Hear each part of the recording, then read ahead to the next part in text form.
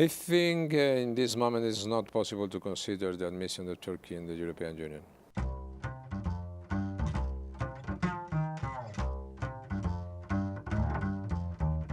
This is Faith Complex, hosted by Professor Jacques Berliner-Blau of Georgetown University. Hello, my name is Jacques Berliner-Blau of Georgetown University, and you're watching Faith Complex. Today we have as our guest the former president of Spain, José María Aznar. President Aznar is also a distinguished scholar in the practice of global leadership on the faculty of Georgetown University. President Aznar, it is such an honor to have you here today on Faith Complex. Thank you very much for the invitation. I'm very pleased to be here. President Aznar, we recently marked the 8th anniversary of the September 11th attacks. You were in office in Spain during the attacks. Can you tell us what changed in the world on that day? Changed the world.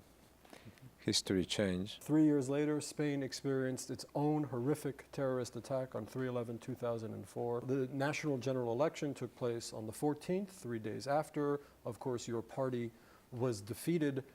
Many critics argue that part of the defeat was a result of your party's response to the initial attack.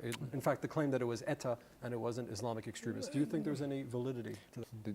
Was the decision to intervene in the democratic process and to change the will of the purposes of the people. This is a very, very bad precedent for all democracies, all the countries in the world. Terrorism is not an ideology.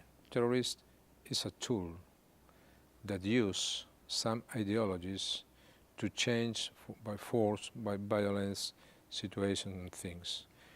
In the case of September 11, the objective of terrorists was humiliate the United States. In the case of Madrid, the objective was change the historical process in the country.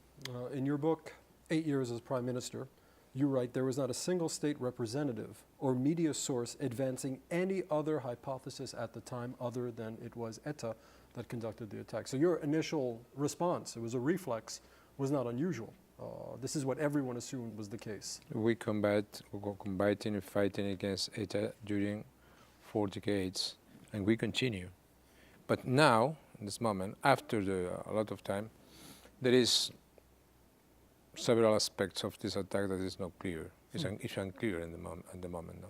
It's necessary to be prudent because in the future, I am sure that will appear and other circumstances surrounded this attack at this state. In fact, you have intimated that Islamists may not have been acting alone on 3/11. Do you have anything concrete to substantiate the claim? Well, it's possible the implication of Islamists, but it's possible, is sure in my view, that the people that decide the attack know very well Spanish politics. Now that you are a private citizen, and I would add a faculty member at Georgetown University.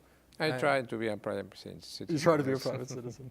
And you look at the Zapatero administration. What's your assessment of the way they deal with Islamic extremism, both internally in Spain and Islamic extremism abroad? I don't like the expression of some policies of the current government in Spain. Do you think the policies of the current administration in Spain have served to in any way endanger the physical safety of Spanish citizens? In the start of this term, in international policy, in foreign policy, is appeasement.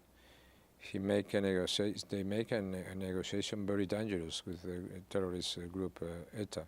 And this policy of appeasement is a very bad policy. President Obama in the United States has made many symbolic gestures to the Islamic world. You were a world leader, you were on the world stage. What's your assessment of them? One thing is the Islamic world, another thing is terrorists. The different things. No?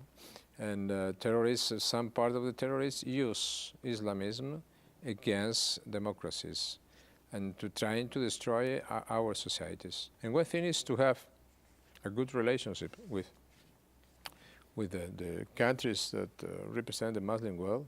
Another thing is to accept a policy based in appeasement to trying with terrorists. And for me, this is a mistake. Do you see any blind spot in the Obama administration's foreign policy vis-a-vis troublesome states, for example, or non-state actors? I don't understand very well what is the strategy, for example, of this administration about Iran. The message from allies and for enemies are very complicated to understand in this moment, in my view. I think that Iran, during the last 3 decades, is in a policy to lie international agencies, lying to the world. And there exists a very serious threat. And this threat is necessary to be considered in seriously, not 1 week in one direction, another week in another direction. You made a brilliant suggestion about NATO, where you argued that NATO's mission should be reconfigured, and what NATO should do is 1, fight jihadism, and 2, help fledgling democracies stand up on their feet. Where did you get the impetus for such a brilliant idea? I consider that NATO is a great organization, but the threats changes. There is non-exist Soviet Union. There is not the threat of communism. Exists the threat of terrorism, especially the threat of jihadists. And maybe it's necessary to make an enlargement of NATO at different parts of the world, because if the threat is global, the answer should be global. In 2006, you write, Europe is not a Christian club, but it must be possible to maintain its Christian character. Similar remarks were made by John Paul II and Pope Benedict. Tell us what you understand by the Christian character of Europe. Absolutely.